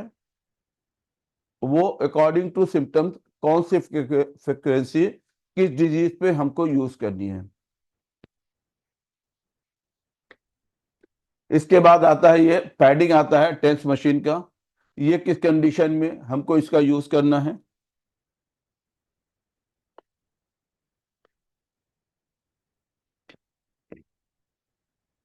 तो ये सारी जो चीजें आपको मैं अभी आ जाता हूं पहले उस पे, फिर उस पे मैं बात करते हैं। ठीक, इसके बाद कपिंग आती है। यहाँ पे आप 2 तरह की देख रहे हैं, यहाँ पे एक ये है और दूसरा यहाँ पर फायर कपिंग है। किस कंडीशन पे हमको मूविंग कपिंग यूज करना है, किस कंडीशन में हमको फायर कपिंग यूज करना है। हिजामा अगर किया जाता है तो हिजामा के पहले जो होता है वो डायग्नोसिस पार्ट होता है, कि डायग्नोसिस में करके हम कप का प्लेसमेंट कहाँ पे करेंगे, जो हम डिस्टल पॉइंट पे, front shu, back shu point, laws of acupuncture में सीख के हिजामा को भी अप्रोप्रिएट करेंगे। इन जनरल आपने देखा होगा बहुत सारे कि 12-12, 15-15, 20-20 कप लगा देते हैं। Is it totally wrong, against the सुन्ना और अगेंस्ट द लॉज ऑफ हिजामा। तो यहाँ पे क्या फ्यू कप्स का यूज होता है, ये जब आप ये सीखेंगे। इसके बाद जब हमारा पेशेंट आता है तो spine and joint manipulation technique भी हम सीखेंगे, कि अगर पेशेंट को सर्वाइकल स्पॉन्डिलाइटिस है या सर्वाइकल में पेन हो रहा है तो किस कंडीशन में हम इसको बोन सेटिंग कर सकते हैं, किस कंडीशन में इसको सिर्फ पहले कपिंग देंगे, मसल को रिलीज करेंगे, फिर इसके बाद बोन सेटिंग करेंगे, फिर इसके साथ हमको एक्यूपंक्चर पहले करना है या बाद में करना है, ये पेशेंट को पहले एक्सरसाइज कराना है। ये सारी जो चीजें हम सीखेंगे। फॉर एग्जाम्पल सर्वाइकल का पेशेंट है, उसका स्टिफ हो गया और आपने उसकी बोन अलाइनमेंट को सेट कर दिया, मसल स्टिफ थी, उसका पेन और इंक्रीज हो जाएगा, उसका पेन और इंक्रीज हो जाएगा। तो ये सारी जो चीजें राइट वे में कैसे कहाँ पे चीज का यूज करना है, ठीक है। और इसमें जो इलेक्ट्रोथेरेपी में आपको शॉक वेव, लेजर और अल्ट्रासाउंड, ये 3 चीजें आपको सीखने को मिलेगी, किस कंडीशन में हम इसका यूज करेंगे, ठीक है। और जो सबसे इंपॉर्टेंट चीज है कि पेशेंट जब आपके पास आता है आप उसको सिर्फ ट्रीट नहीं करेंगे, उसको आप बताएंगे कि मॉर्निंग और इवनिंग ये आपको ये एक्सरसाइज इस प्रॉब्लम में, सर्वाइकल की अगर प्रॉब्लम है तो कौन सी एक्सरसाइज के लिए बेनिफिशियल है, कौन सी एक्सरसाइज आपके लिए हार्मफुल है, लंबर में अगर है पेन तो कौन सा आपको लंबर में विच गुड फॉर योर लंबर और नॉट। तो ये डिफरेंट टाइप बॉडी में डिफरेंट पेन होगा, तो यहाँ पर हम इसको सीखेंगे कि किस तरह से यहाँ पे इसका ट्रीटमेंट करेंगे। इसके बाद एक्यूपंक्चर के साथ आता है मॉक्सिबशन। तो अभी बहुत सारे हमारे साथी है कि उनका उनका ये कहना है कि मुझे सिर्फ एक्यूपंक्चर सीखना है, मुझे मॉक्सीबस्चर नहीं सीखना, मुझे कपिंग नहीं सीखना है। ठीक है, यहाँ पे मैं आपको दो चीज बता दूं। एक, यहाँ पे क्या है कि आप A to Z acupuncture, moxibustion, cupping with diagnosis, ये आपका एक पार्ट एंड हो जाता है। दूसरे पार्ट को हमने ऐड जो किया, इलेक्ट्रोथेरेपी, इलेक्ट्रोपैथी जो है, ये इलेक्ट्रोथेरेपी कह लीजिए, जिसमें शॉक वेव है, लेजर है, अल्ट्रासाउंड है और बोन, ये दूसरी चीज है। लेकिन bone setting is a part of the your acupuncture, उसको बोलते हैं तित्तार। इसे एक्यूपंक्चर के लैंग्वेज में बोलते हैं TIT, टिट, TA टार, तित्तार। तित्तार को भी ये एक्यूपंक्चर में इंक्लूड किया जाता है। तो ये पूरा कंप्लीट आपको ये बना के आपको एक ट्रीटमेंट मेथड को ये देता है कि बॉडी के अंदर जो हमारे बॉडी के अंदर जो ये मेरिडियन होती है, ये हमारे बॉडी के अंदर एनर्जी का फ्लो होता है। ये जो मेरिडियन आप देख रहे हैं, आप में से बहुत से लोग जानते होंगे कि हमारी बॉडी के अंदर कितनी मेरिडियंस होती हैं।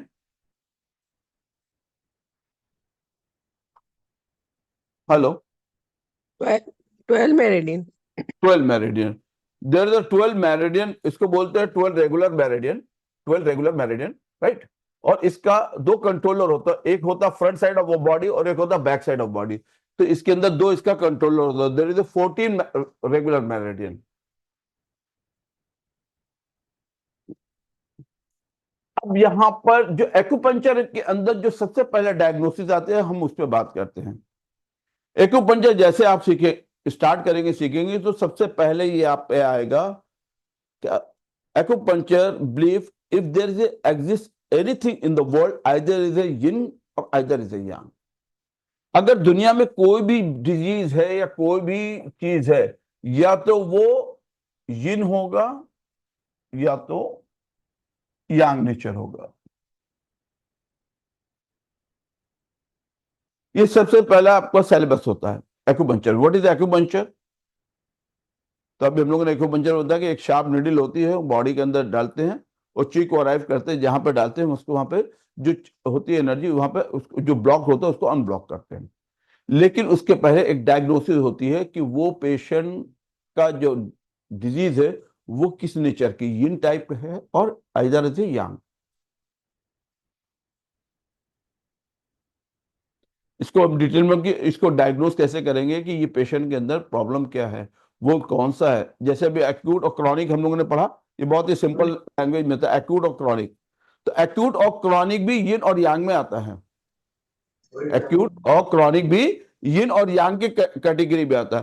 कोई पेशेंट बोलता है कि मुझे मॉर्निंग में ज्यादा लो बैक पेन होता है, कोई पेशेंट आएगा मुझे बोलेगा कि नहीं मुझे इवनिंग में ज्यादा पेन होता है। कोई बोलता है कि मुझे ठंड लगती है तो ज्यादा बॉडी में पेन आता है, कोई पेशेंट आपके पास बोलेगा नहीं मैं जब बहुत गर्मी में रहता हूं तो मुझे ज्यादा पेन आता है।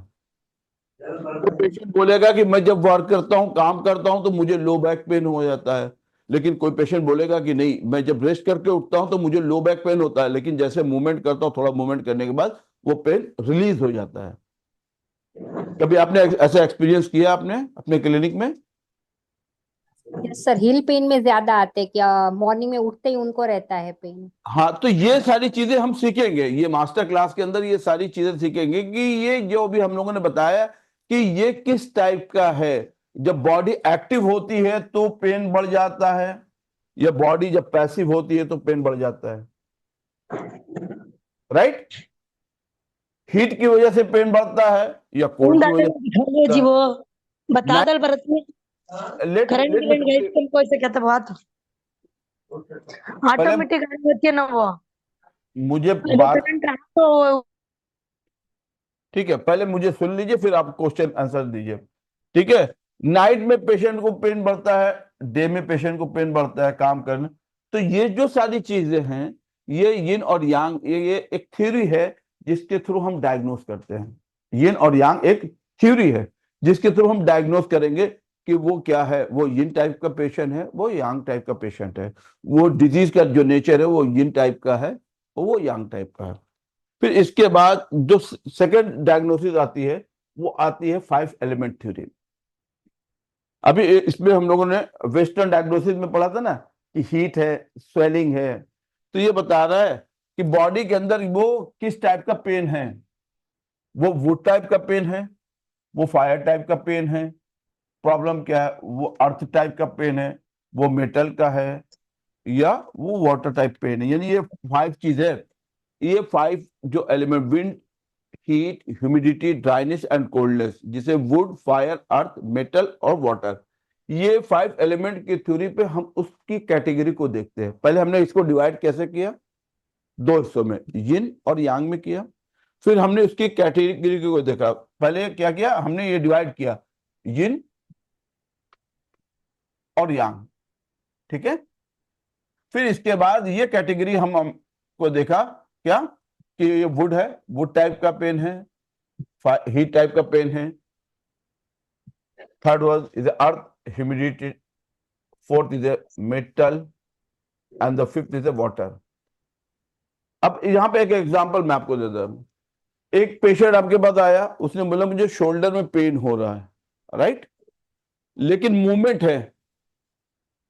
है, हाथ भी उठा रहा है, नीचे भी जा रहा है, लेटरल साइड भी जा रहा है, बैक में भी जा रहा है, लेकिन वो मूवमेंट से उस पेशेंट को पेन आ रहा है। दूसरा पेशेंट आपके पास आया, उसने बोला कि मुझे शोल्डर में पेन नहीं, फ्रोजन शोल्डर, फ्रीज हो गया।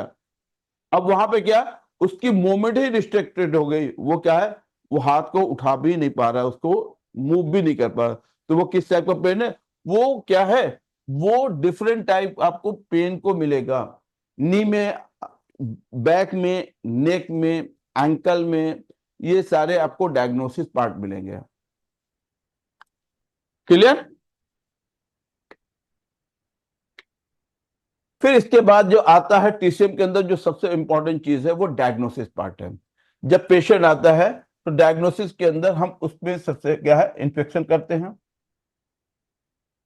ऑकल्टेशन और अल्फाक्शन करते हैं, इंक्वायरी करते हैं और पल्पेशन करते हैं।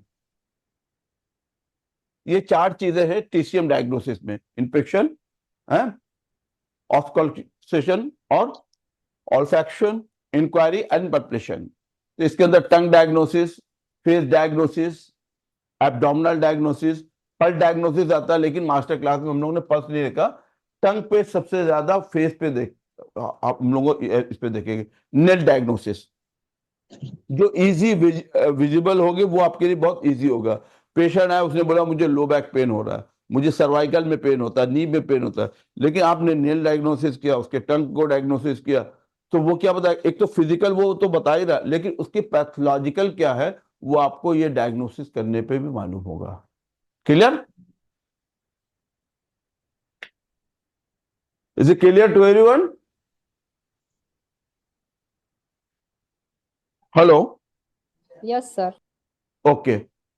अब लास्ट में जैसे मैंने आपसे बोला था कि आपके क्वेश्चन आंसर का जो भी क्वेश्चन आंसर है, रिकॉर्डिंग ऑफ कर दीजिए, जो भी आपके क्वेश्चन आंसर है, जो भी डाउट्स है उसको पूछिए, मैं आपको उसको आंसर देता हूं।